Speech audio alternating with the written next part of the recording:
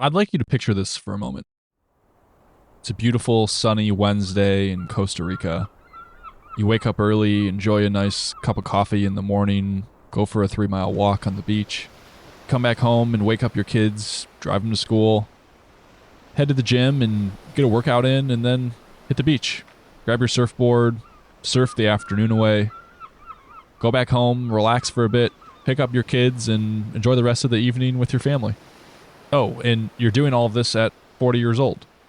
Well, that's the reality of my guest today, Adam Harper. That is his life. In fact, that was the day that he was living, the day that I recorded this podcast with him. Now, here's the real question. What would you be willing to sacrifice to make that a reality?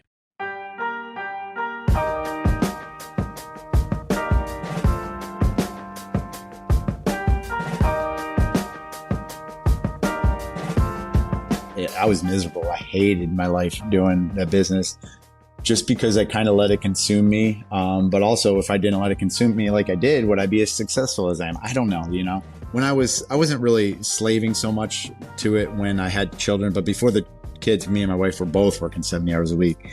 And it was brutal, but sometimes you got to do what you got to do. At 38 years old, Adam had made the decision to retire from a supplement business that he had started and was running in Florida. And along with Adam's new chapter of retirement came a move to Costa Rica, where he and his family have called home for the last 3 years. I find myself thinking about this idea of retirement often. This traditional version of retirement that I feel like we're sold, where we work as hard as we possibly can for 35 years, and then hopefully by the time we're 65, we're able to retire and never work again in our lives. Just something about it feels a little off to me. I'm not sure I subscribe to that more traditional way of thinking. So in many ways, this conversation with Adam is about a different way of thinking, a different path, and a different mindset. Adam shares his story of not being on this track as he was growing up as a young professional who was lacking confidence and who didn't have much direction in his life, and the things that changed along the way. Ultimately, Adam was able to achieve the success that he needed to call it quits at the age of 38 and retire. It was really interesting to hear his perspective on the sacrifices that he had to make in order to get to that point, and I think you'll enjoy hearing his thoughts on it. And be sure to stick around to the end of the episode because we share a really powerful moment where Adam has a sort of realization about what's led to a lot of these decisions that he's made in his life, and I thought it was a really powerful moment. Anyway, I'm sure this will be another conversation that will just make you think, because it was for me. Here's my conversation with Adam Harper.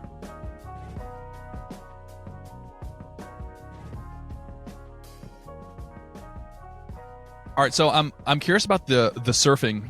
We were chatting right before we started recording, and you were saying how it's one of the most humbling things and maybe one of the hardest things that you've done. I'm always curious why.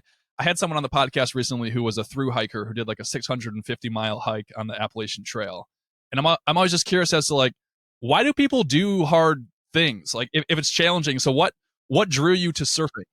I mean, you can't come here and not try to learn the language and surf. I feel like those go hand in hand, for Costa Rica. And when I can walk, 100 steps to get to the beach and it's free and you're outside with nature and it's a killer workout, like it just doesn't make sense not to try it, And yeah, it was very humbling. I mean, I'm still, every day I go out there and I get my butt kicked. I never did it before I moved here. So, 38 years old, I just pick up surfing and I had some injuries. So I've probably only gone about 100 times in my life. It's extremely exhausting and challenging. The beach I live at is a very dangerous beach. It's got a crazy rip that kills a lot of people, unfortunately, every year. And the waves are pretty big. They're world-class waves. So I don't go out there so much, only when they're really small. So I travel down to Haka, which is, like I said, 10 minutes away. Those are more beginner waves for me and my family. I had a wake surfing boat in Florida before I moved here. So I thought I was going to be like able to just make the transition because I surfed on, I could do like, 360s on that and stuff. But no, it's just repetition. You need to see thousands of waves coming at you until you can start, formulating in your mind how they're going to break, where they're going to break, which way they're going to go. So there's just a lot of pieces involved into it. And, obviously, you have to build your cardio up because it's muscles you've never worked before. I go to the gym every day, but I remember my first paddles out there, I could barely move my arms after 20 or 30 minutes. So Yeah. It's my favorite thing to do, and I make my kids do it. I force them. I bribe them for the first couple of years, and now they're finally doing it without the bribe. So all those bribes paid off. So, I mean, what is it about the actual act of it, and why is it something that you wanted your kids to invest into as well? I mean, you're saying it's exhaustive, it's challenging, it's Yeah, dangerous. Okay, so what keeps you coming back? good question. I guess like when you're out there, you don't think about any of the problems you have. Your stress is just gone. You're literally just in the water, floating, thinking about the beauty out there, the next wave coming, and you don't have time to really ponder the stress and the problems of your life. So it's a nice little break from that sometimes. And I feel like it almost like transcends you when you're out there just looking at the backdrop of the mountains, or if you're surfing at the sunset. It's just so freaking pretty. And you just can't help but feel grateful. It's rare to find things that are all mentally encompassing, that take up all of your attention, all of your, I mean, I find myself seeking those things out because I spend a lot of time up here. I spend a lot of time thinking. I'm thinking about my life. I'm thinking about, whatever it may be, business, and to find something that engrosses and takes up all of your attention, where you have to be present 100% of the time that you're doing it. It's rare to find. It is. It really is. Because I mean, I fancy myself an athlete. I played all the sports growing up, but this one, it's a whole nother level. Like, and you can do it. I mean, I got 72-year-olds out. My daughter's being nosy. I've got 72-year-olds out there that are just embarrassing me. They're taking the big waves, and I'm like, oh God, I don't like to mess around with the big waves because you get held under for so long, and it's not a comfortable feeling when you don't know where up is. So it's just something that we can do as a family for life. And there's honestly no better bonding experience than watching your kid get a wave and him come up and saying, "Daddy, did you see that?" They're just the beaming smiles on their faces. It's like, wow. And it's free. We're out there with nature using the ocean's energy to just have the time of our lives. And so I take them before school now. I almost took them out of school early today to go surf, but I'm glad I didn't because they were too big for them. They're still beginning too, but they're catching their own waves. So no complaints here. That's awesome. Okay, I want to ask you more about your kids later in the conversation. Sure. Let's walk back a little bit. It's a Wednesday. You're going surfing. You are retired. Take me through what retirement means for Adam. Well, Adam's a little bit of an extreme case. My wife will tell you, like, she's like, I don't understand how you just have all the energy you do. She's like, she thinks I have something wrong with my nervous system. I'm like, I don't. I just, all right. So a day with Adam, I wake up probably around 5:36, and when I was in Florida working, I would get up around 8, and I didn't want to get up. Like I could sleep till whenever. I was not a morning person. Went to bed late. Something about Costa Rica. You go to bed early, you wake up early. So I get up 5:36. I chug some water, have my fish oils, go for a beach walk, 3 miles, give or take my dog, wear her out, come back, do a little yoga, play with the kids in the kitchen while they're eating, talk to the family. And then I drop the kids off at school. I'll go do my workout, hour and a half. If I'm surfing right after, I'll just cut it to an hour and not go too crazy because I hate cramping in the water, surfing and having no energy. So I'll surf in the morning. If it's good, I'll come back. I'll jump in my ice bath for 3 minutes or so. Have some vitamins and some of my homemade collagen. And I'm a real big health nut too. I make collagen out of my chicken feet every week. So I'll drink all that. Then I'll go for like another 5-mile walk. I'll come back. I'll make a healthy lunch. And while I'm walking, I'm doing podcasts or I'm listening to books or I'm practicing Spanish because I'm like determined to fluently speak Spanish, and it's hard. So it's really, as you get older, if I was my kid's age, I'd probably pick it up a little quicker, but right now it's a little more challenging. So I got to really reinforce it and get that neuroplasticity of rewiring my brain or wiring it so that it sticks, and it's challenging. So I will then come back, get my kiddos from school, and then I either try to take them surfing or I take them to tennis. If it's rainy season, so if none of the above work, I will come back home with them and just hang out for a little bit. Like I don't watch TV during the day. I haven't watched TV once in the 3 years. I have not napped once in the 3 years. I just haven't stopped. I walk 10 miles a day on the beach. I work out like a madman, and I am just always trying to challenge my mind and keep learning, because people that retire usually, unfortunately, they either don't exercise or they don't keep challenging their mind. And that usually leads to an early grave. And I do not want to do that. So I'm always keeping myself busy, too busy, some people would say. What is your definition of retirement? Having the time to do whatever you want to make yourself happy and others around you. So like for me, it's just being able to do what I want when I want and spend more time with my kids. Cause I mean, unfortunately, the American dream is, you work till you're 65 and you hope to retire. And unfortunately, during the way, you're too tied up with making more money to buy more things you don't need, which usually equates to less free time. And it's all about the time you have with loved ones and yourself, because you can't ever get that time back. You can always make more money, but you can't get that time back. So I think that's it's a hard lot. It's balancing that it's not easy. I mean, it's easy for me to say it now, but when I was working full time, I didn't get to do like the family stuff so much, because I was like just obsessed with getting to where I wanted to be with the business. And I knew that it was going to take, a lot of hard work and time away from my family. But in the end, I knew that I was going to be able to retire and do what I want with them for the rest of my life. So it worked out. But retirement, free time, the time to do whatever you want. That's the short answer. Yeah. I mean, what is your relationship with some of the sacrifice that you have to make? So it's like the end goal and result is having the free time, being able to choose what you want to do.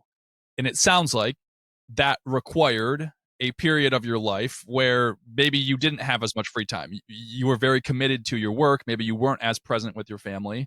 What's your relationship to some of the sacrifice that you have to make? Because it's kind of funny, it's like if we want more free time, we want to be with family, we want to have these things, but we're going to maybe forego it for a period of time in order to get there.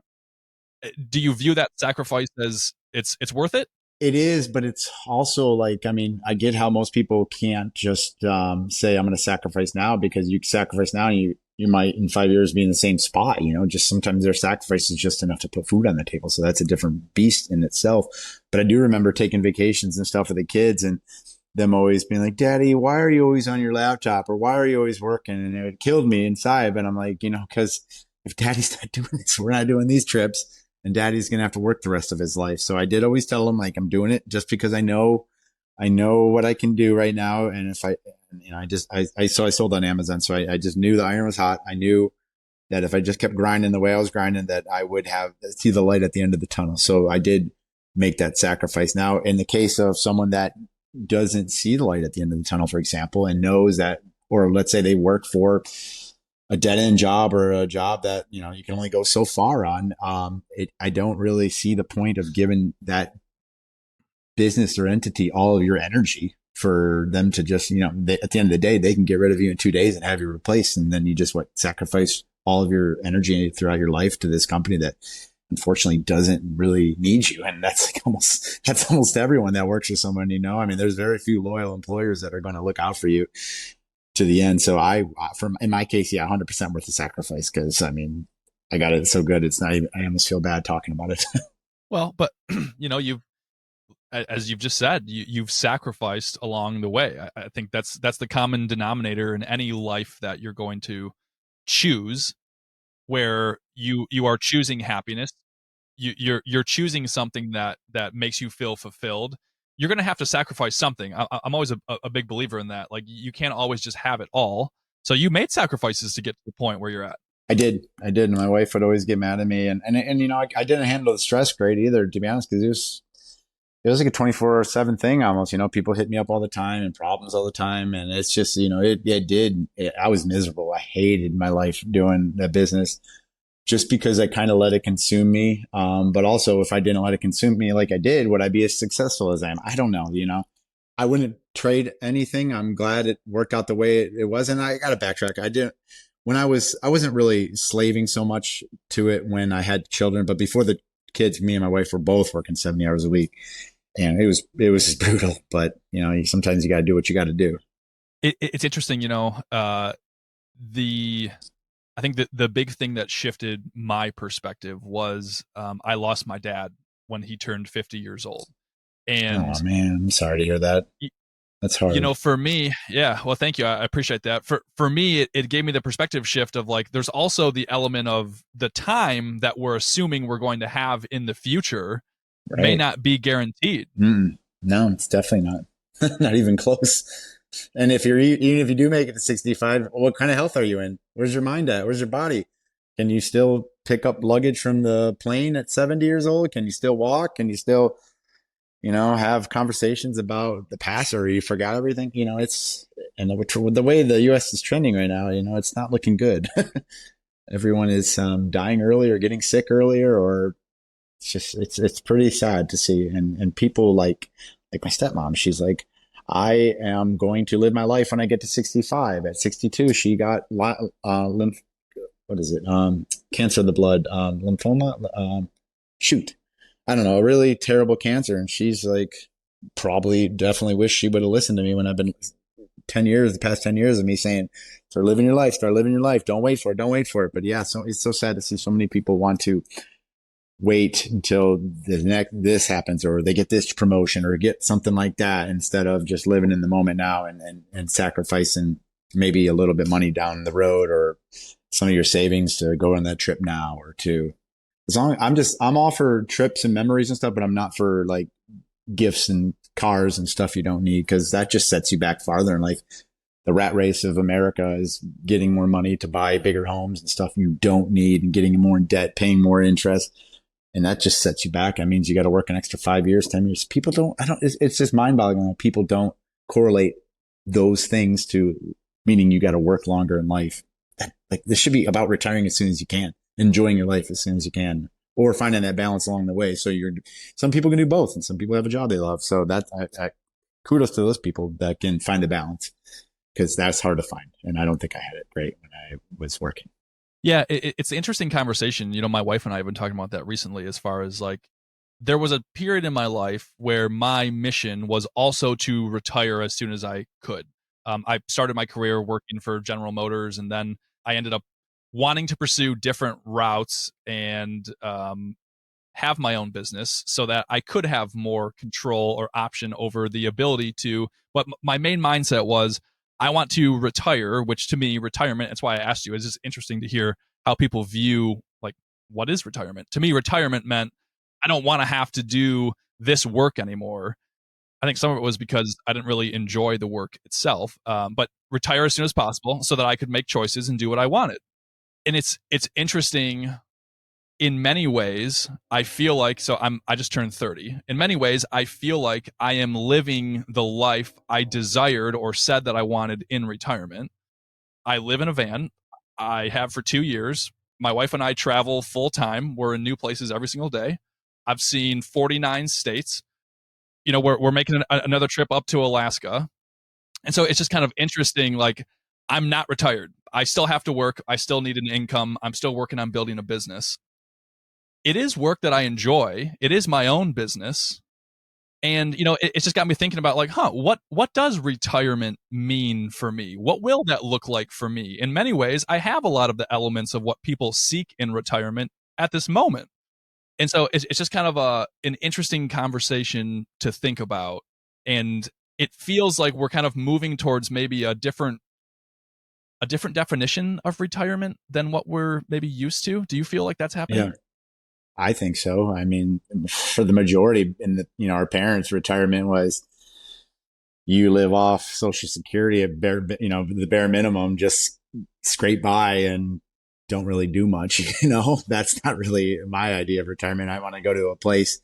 I know they go to Florida, but my grandma, for example, she went to, like, I don't know, some central Florida where there's no beach, and like, that's not my idea of living out the rest of your life like that. I don't know. I love to travel. So to me, being able to just go wherever I want, whenever I want, is kind of fun.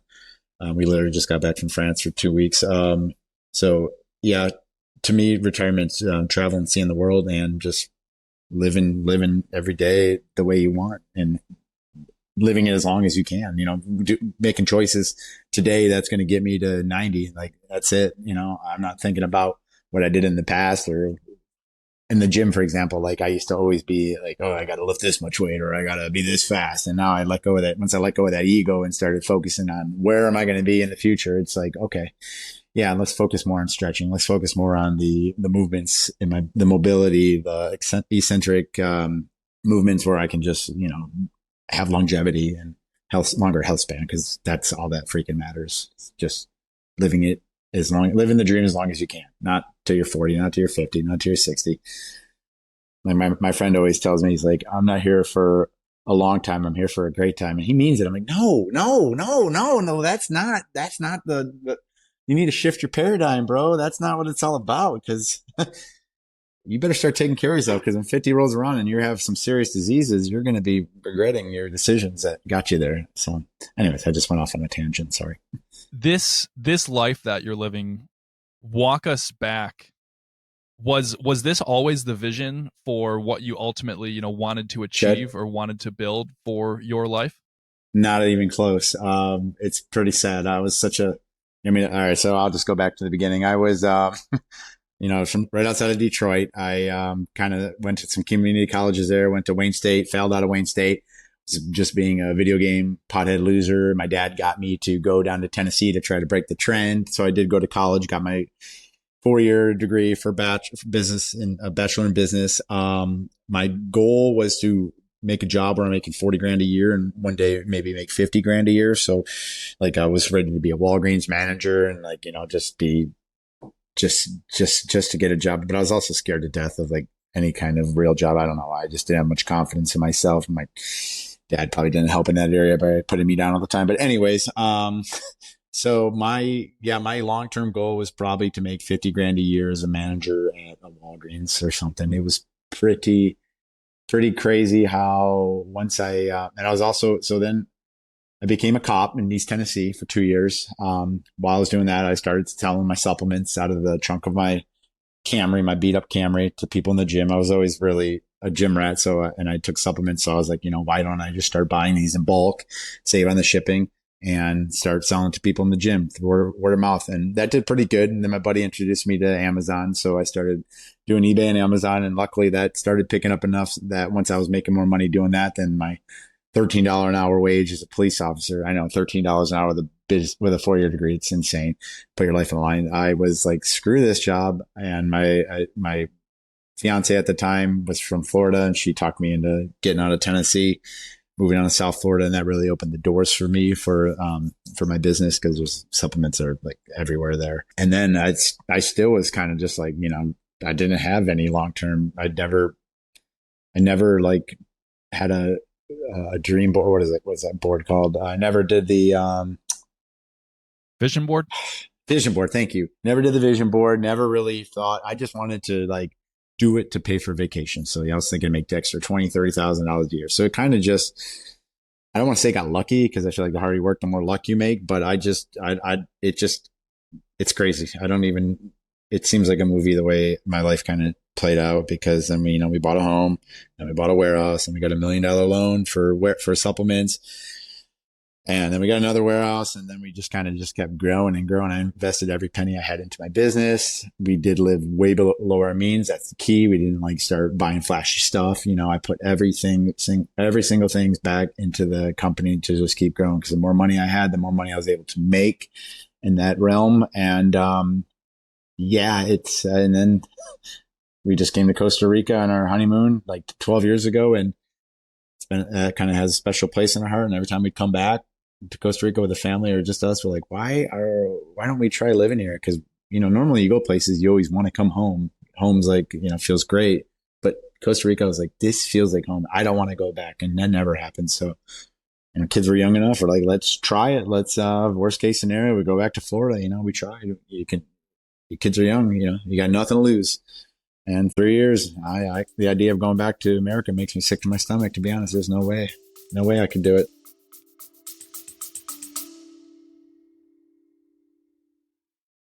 I know what's probably happening right now. You just heard the ad music play. You're starting to tune out exactly what I'm saying, so you can skip this ad and get back to the conversation, and I'm going to encourage you not to.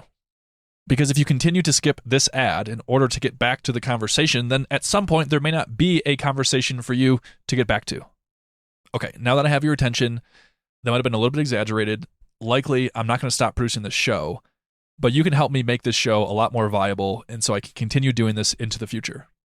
Fun fact, I don't make any money from this show. In fact, I actually pay in order to create these episodes on a weekly basis. And while that may not exactly seem like your problem or your issue, if you like meaningful conversations like the ones that we have here, well, then it is your problem. I could use your help in the form of financial support specifically in order to keep this show going and continually invest back into creating it. Here's another fun fact. If everyone listening to this episode were to donate the single cost of a cup of coffee, I could probably do this as a full-time job. That is a dream and a vision I have for myself one day, and I want this to be like PBS or NPR, where it's funded by the viewers. I'm imagining a show where we, together, collectively, decide that these meaningful conversations are important to us, and we don't rely on outside help or advertisers in order to keep them coming on a weekly basis. So yes, this is a long-winded way of saying I'm asking you for money. If you're in a place where you feel comfortable doing so, I am asking you to make a small donation to support the show. You can do that by following the link that is in the show notes of this episode to a place called Buy Me a Coffee. Now, by buying me a coffee through this platform, you're not actually buying me a coffee. It's just kind of a mental construct to make this transaction of money a little bit more tangible. Thank you in advance for considering supporting me, supporting the show, and for supporting meaningful conversations like the one we're about to get back to right now. What was it about Costa Rica that felt like a place that you wanted to call home? What felt right about it? The people here are insanely awesome. You know, I've been to a lot of places around the world. You go to Hawaii, they're not so friendly over there. France, they were okay. But the people here, they don't have a lot of money. They don't have homes. I mean, they don't have nice homes. They probably don't even have cars. They usually ride around on bikes or walk. They have very little to their name, but you would never be able to tell because they're just so happy and so humble, and they are outside of nature. And I mean, I'm like, that's it right there. You know, people get caught up with what you have. It's not about what you have. It's about how you are with a little bit you have, I think, you know? So that was a huge selling point. Obviously you look around everywhere and it's just beautiful, you know? There's so much activities to do outside. We are a huge like hiking family. We love going and exploring nature. So that's very easy to do here. In Florida, yeah, you got the beach, but it's flat and there's nothing to do. You know, it's just like you just catch yourself going to the restaurants and bars and drinking. So it's not quite as much to do there. We love mountains, we love ocean, we love warm weather, and you got the best of both worlds here, in my opinion. And it's cheaper. I can live a lot better lifestyle here than I can in Florida, for example. It's too expensive. South Florida is just insanely great. No one can afford anything over there anymore. Yeah, you know, I think a lot about how our lifestyle choices create then a standard of living that we come to expect, and then that creates a lot of times a level of income that we have to meet in order to be able to do that. And you know, I feel like that's one of the things where if you are in a full-time job, a more traditional full-time job, and if your cost of living continues to increase, then you can end up stuck where, you know, like you have to always make X amount of dollars in order to be able to afford the standard of living that you have. It's kind of left an impression on me that I like to control some of those things so that I have freedom, I have flexibility. But I guess it ultimately goes back to values. You know, you kind of talked about that and defining like, well, what do you value in life? What do you want? Right. If you value that 2-story home with a white picket fence that you really don't need, and that makes you happy, okay, just realize that, you know, you're probably going to be spending more than a smaller house, for example, that is not quite as pretty or is worth half the value. And I mean, it's easy for me to say it now, but I just wish people would maybe put in perspective what's more important. If having the nicest things is more important for you, I guess to each their own, but I think they need to look inside and say, is it really worth it? I'm impressed. I'm making fake friends. I'm living this, everyone, basically, it's just putting on a show, you're putting on a show for people and do you really want those people in your life that are looking up to you or like you because of the nice things you have? That's another factor you got to think about. It's not for me. And even back when I was making money, I still never, like I should never, I lived in a modest house for what I had, drove modest cars, you would talk to me on the streets. You wouldn't know I have anything. And that's how I think it should be. Yeah. What about that feels important when you say that's how it should be? Why? Well, because I mean, first of all, you don't like to talk to someone who brags about what they have or how much they have. That's never, I mean, luckily I came from humble beginnings. Really, we were pretty poor.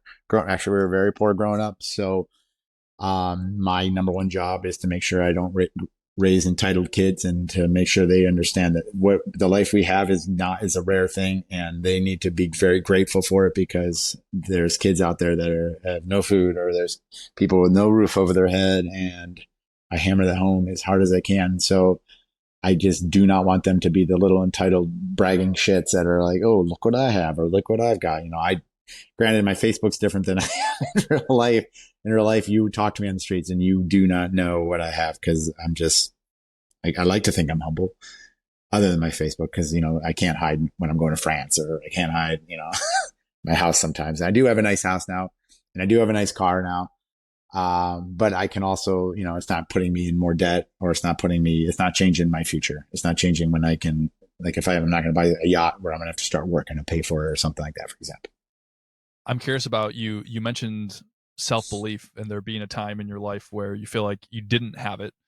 What's your self-belief like now?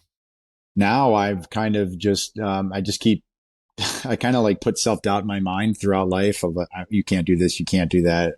And now I've just kind of done everything that I don't believe there's anything I can't do. I'm pretty a big believer in the law of attraction. I started recently doing like meditations. I went to Dr. Joe Dispenza's week-long retreat.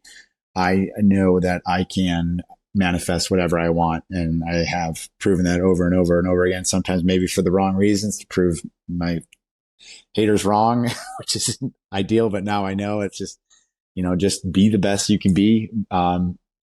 And do it for yourself. And just, as long as, if you want something bad enough, if you want it as bad as you want to breathe, you are going to get it. But, it's not going to be easy, and it's going to take a lot of energy, and you got to decide if it's worth it or not. Now, luckily my wants are just, like I said, learning Spanish and raising my kids to be, get back to society, and learning how to surf. So, I mean, my wants aren't too crazy these days.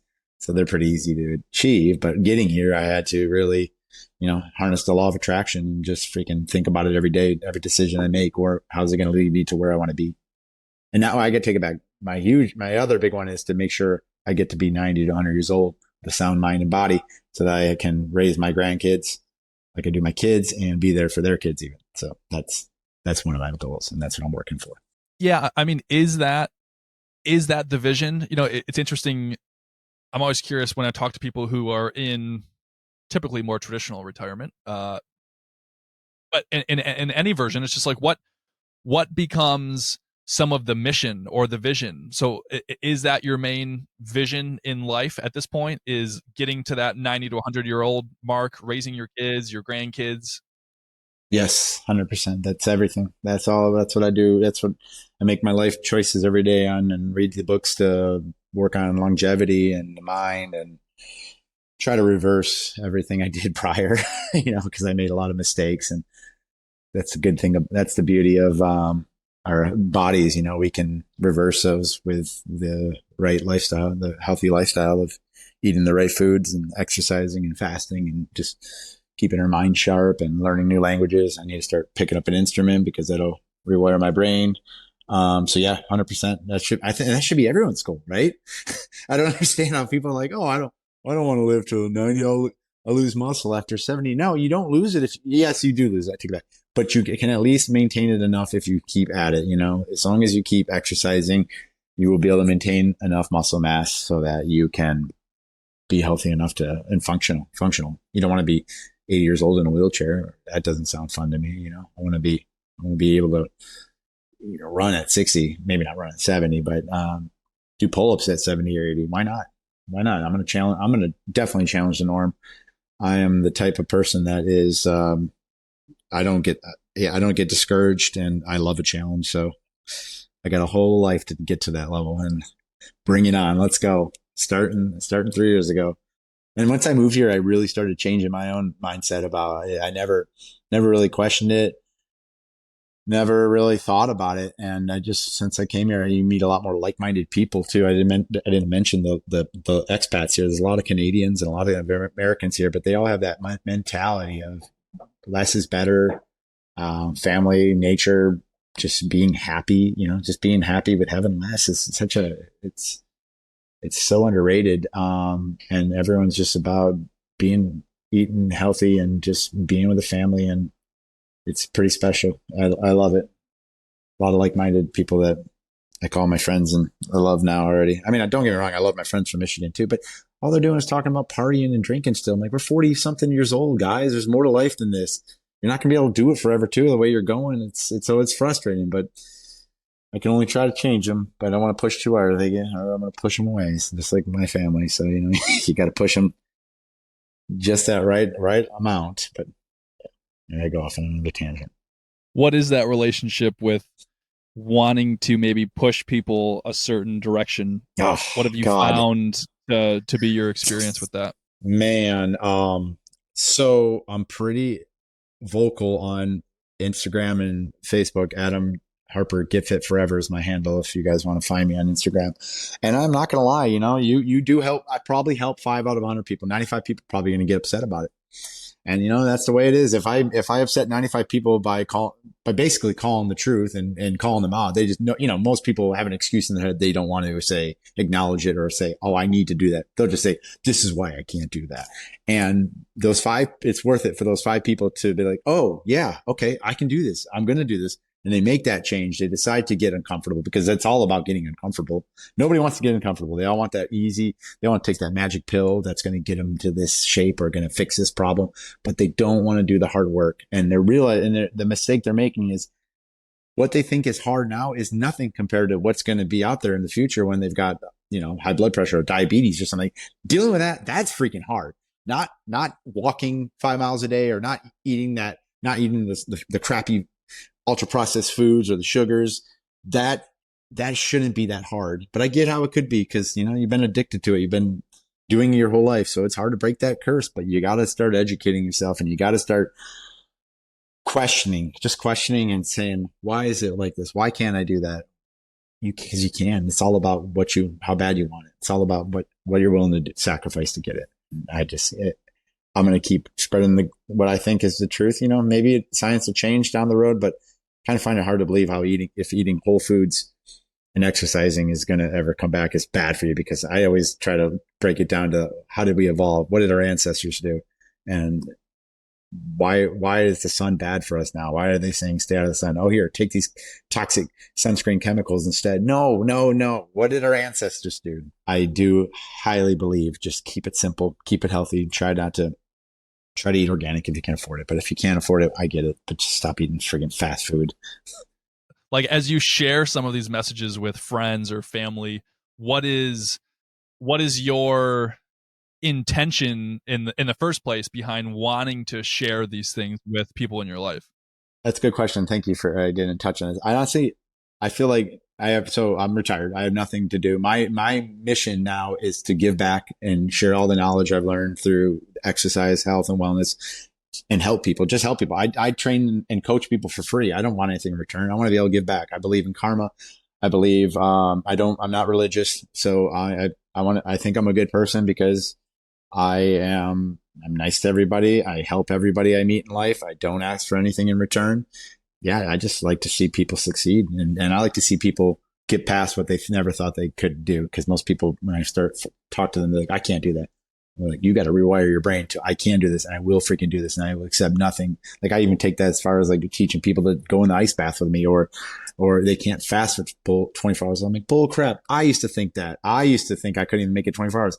Last month I made it 7 straight days without eating. So I'm like, if I can do that, you can do that, because I'm not that special. It's just about challenging your mind and telling that chatter, when you have chatter, telling that chatter in your mind to be quiet, and you're in control. If you can do that, you can get through all the aspects of life that are challenging and uncomfortable, even work. Like, deal with it. Be quiet. I'm gonna crush this assignment, or I'm gonna crush this job, or if that's your goal, like, I'm gonna get this raise if you want it bad enough. I can definitely resonate with the thought process of, I think we limit ourselves in what we think we are capable of. That's one of my, I guess, just sort of big missions in life, is to figure out what I'm truly capable of. And these moments where, I don't think I can do that thing, is a lot of the reason why I'm like, well, then I want to go pursue it.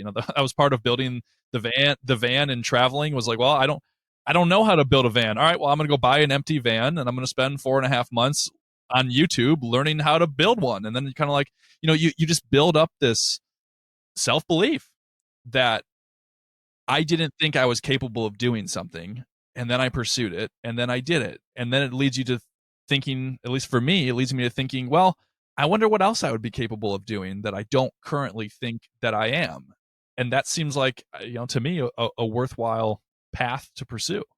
Should be exciting. Everyone should be excited knowing that you can do whatever, you can get whatever you want in life if you just meditate on it, or just put it on the vision board, or put a picture up like, if it's losing weight, put a picture up of someone that you want to look like in front of your refrigerator, and look at that all the time, and you will start to make those changes. And a book that I recommend, Atomic Habits, is basically just making little changes daily. Nothing that's crazy, because those little changes are going to compound over time. In 2-3 months, it's going to be hardwired in your brain. You're not going to even think about it anymore, and you're going to be able to keep building. And you can do whatever you want if you do it like that. It's the people that make these radical changes that get discouraged, because it sucks. They went to they're living their life comfortably, which they like. Now they're like, oh, this is not fun.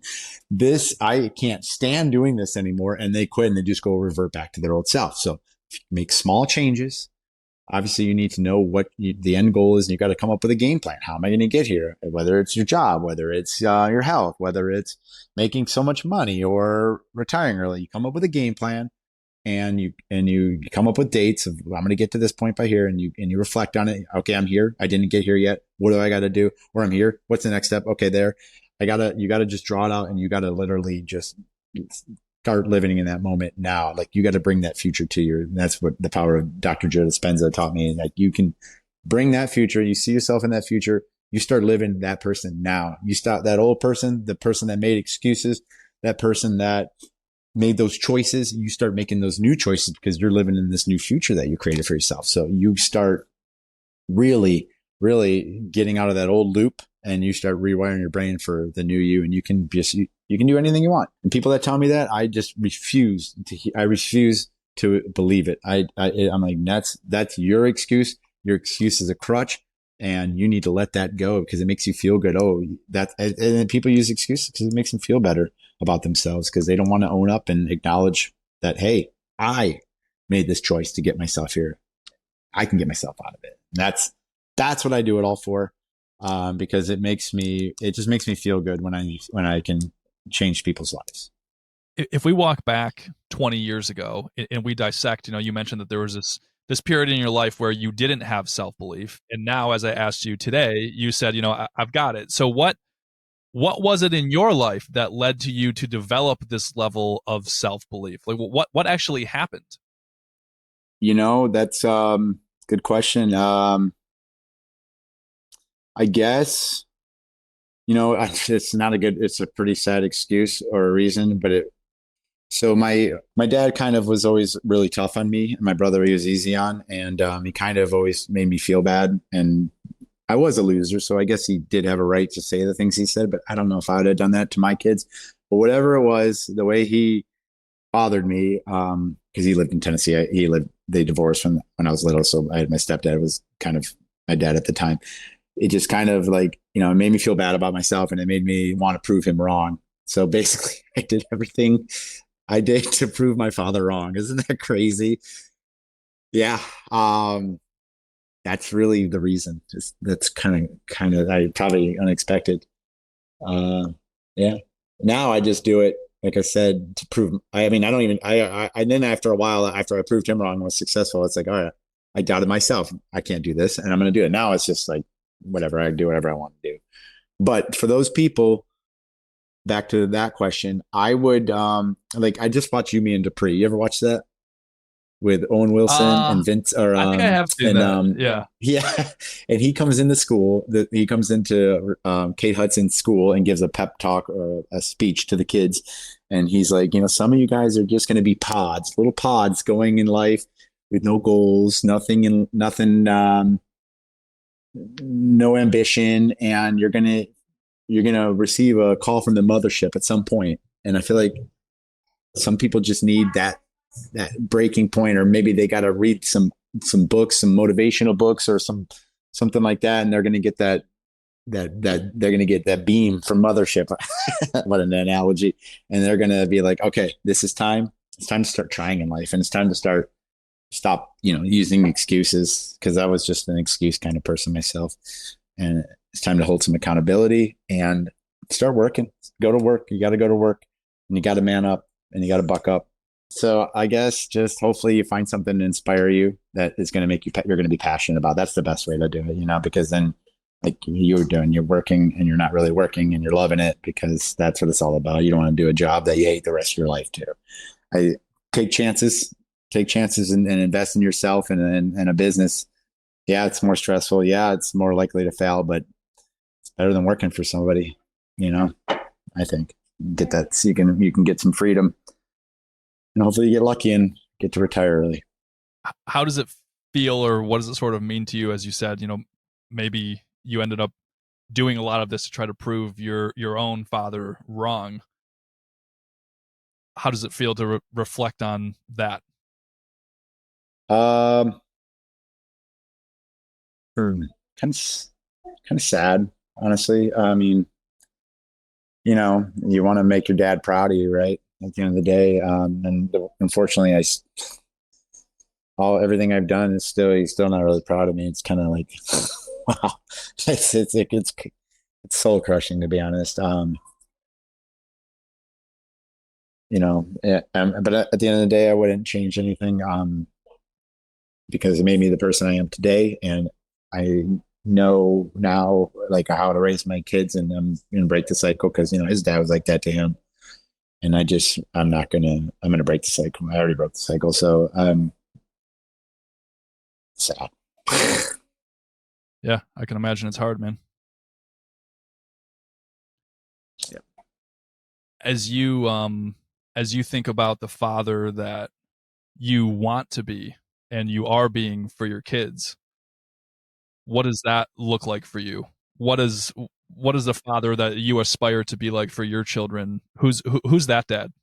Honestly, I hope that they look back and they say that they have the best dad ever, because I do everything for them I'm constantly giving them speeches. I'm constantly just like teaching them everything I can. I'm teaching them business. I'm teaching them health. I'm teaching them how to be happy, how to be grateful, instead of, why do I have to eat this? I get to eat this, like that kind of mindset. And I'm just hoping that one day they can look back and say, I am so thankful I had my dad, because I would not be the person I am without them. And that's what I know. I'm like, people can call me whatever they want, but I know I'm a great dad, because that's my life mission right now. That's the number one mission for me. People that, to me, at the end of the day, if you can't call me successful if I have kids that are degenerates or 20 years old and just pieces of scum on society. I think that's on the parenting. Granted, the friendship circle and all that plays a huge role in it, but at the end of the day, you have to know who this friendship circle is. So there's so many variables that go in it, but I know that I'm doing a great job there, and I am thankful for everything that happened in my life to get me to where I am right now, to realize that, because who knows, what if my dad didn't be the way he was to me would I still be a video game pothead loser going to tournaments for video games? I don't know. I don't know. So no, I'm happy it all worked out the way it did, honestly. Granted, my wife will tell you I got a little trauma I got to deal with over it. She might be right. But yeah, I'm just living life and loving life as much as I can and hoping my kids do too. It's the interesting duality of life. You know, I look at losing my dad at 50, and of course, that's not the way that I would have wished for things. It's not the way that I would have drawn things up. And yet it has made a lot of impact on me, and it's led me to make a lot of these decisions that I feel pretty comfortable and confident that I just wouldn't have made if I didn't have that experience. If I didn't lose him early, my life would look very different. And sometimes it's a challenging duality to sort of accept that these difficult things can happen in our lives, and yet they make us into the people that we ultimately become. True. Yeah. Where would you be doing right now? You never know. You never know. What kind of choices did you make differently? Can you give me an example? I talked about that idea of I say I am gratefully impatient. I say that in the way of I can be very patient in the micro, but in the macro in life, I'm not willing to wait to pursue things that are meaningful to me. So this example of living in the van, I don't think this would have happened if I didn't lose my dad. This was something that being able to travel and experience the country and be in new places is something that is part of that impatience. I'm not willing to try to wait until I'm 60, 65 years old to get to experience some of these things and do some of these things. So if it feels meaningful to me, if it feels important to me now, I'm going to try to figure out a way to do it. And that means I'm living my life very differently than most people that are 30 years old. And I'm very grateful for that. So I think that's probably the biggest thing is I have this level of impatience, but I specifically apply that to things that I believe are going to make my life meaningful. And that goes back to the conversation around values. I just feel like I've spent a lot of time reflecting on what do I value in life? What is meaningful to me? And how do I bring more of that into my day to day? Well, I can tell you, your dad's probably looking down on you, so proud of you. So just a short time together that you're a good guy and you're living your dream right now at 30 years old. That's freaking so cool. Most 30-year-olds would never take the leap of faith that you did right there doing that.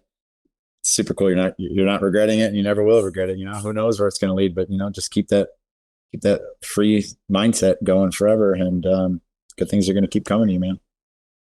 Thank you. I appreciate that. That means a lot to hear that. And I think the beautiful part of your story as well is that, the story is not over, and now you have the opportunity to be the father that you want to be for your children. And I think that's, again, the beautiful thing about life is that you've got that opportunity, and you've got the opportunity to be the dad that maybe you had wished for. And that's really cool to now see how that can impact your kids in their lives. And I think that story is going to be a beautiful one to continue to unfold.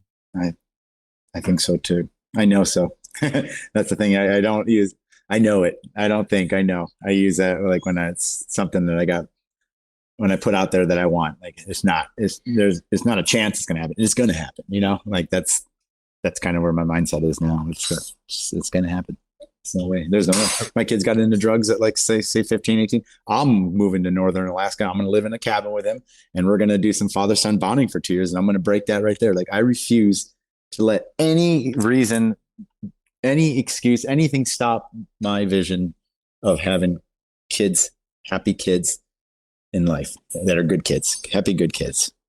So you got to have the good part. You can't just be a happy sociopath.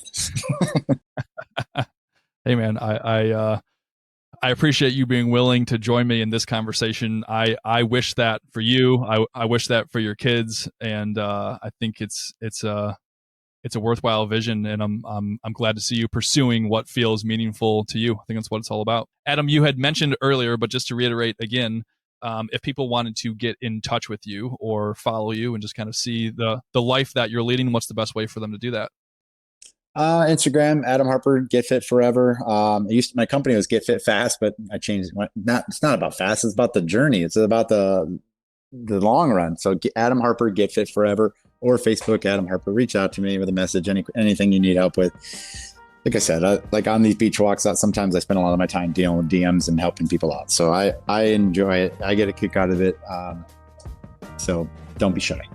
Awesome, Adam. Well, thank you again for your time. I appreciate it. I enjoyed it, Chad. Nice to meet you. Take care, guys. Hey, thanks for tuning in to today's conversation. I just want you to know that I appreciate you. I appreciate you supporting meaningful conversations like the one that we had here. And by doing so, being an advocate for bringing these meaningful conversations into real life. I'd love to hear any of your thoughts on the episode or any takeaways that you had or things that you've been thinking about maybe because of this conversation. You can find me on Instagram at A Level Deeper or send an email directly, aleveldeeperpod@gmail.com. The link to the Buy Me a Coffee platform is included in the show notes of this episode. And if you're comfortable making a financial donation, I'd really appreciate that too. That's it for this week. Thanks for joining me, and we'll see you next time.